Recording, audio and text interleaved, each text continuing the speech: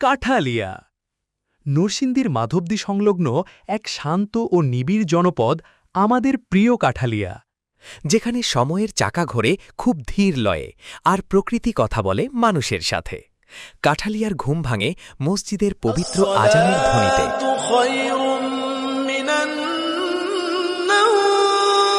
ভোরের স্নিগ্ধ আলো যখন পূব আকাশে উকি দেয়, শুরু হয় এক নতুন দিন, এক নতুন গল্পের। মসজিদ থেকে নামাজ সেরে মুসল্লিরা যখন ঘরে ফেরে, তখনই জীবনের স্পন্দন শুরু হয় মেঠো পথে। কেউ বা তখনও মগ্ন ঘুমের ঘোরে, আর কেউ বা ব্যস্ত হয়ে পড়ে নিজ নিজ গন্তব্যে। গাছের ডালে ডালে পাখিরা ডানা মেলে, উড়ে যায় আহারের খোঁজে।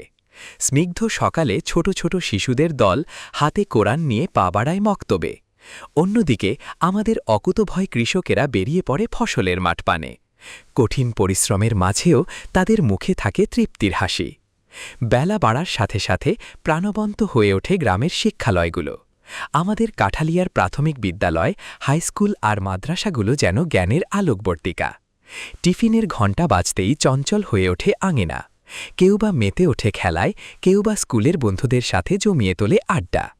শৈশবের এই অমলিন আনন্দই আমাদের কাঠালিয়ার প্রাণ। গ্রামে আছে সারিবদ্ধ মসজিদ, সুপ্রশস্ত ঈদগাহ আর টলটলে জলের স্বচ্ছ পুকুর। তবে কাঠালিয়ার আসল রূপ ধরা দেয় পড়ন্ত বিকেলে। মাঠে মাঠে চলে কিশোরদের দৌড়াদৌড়ি আর খেলাধুলা, বিশেষ করে আমাদের তালতলা।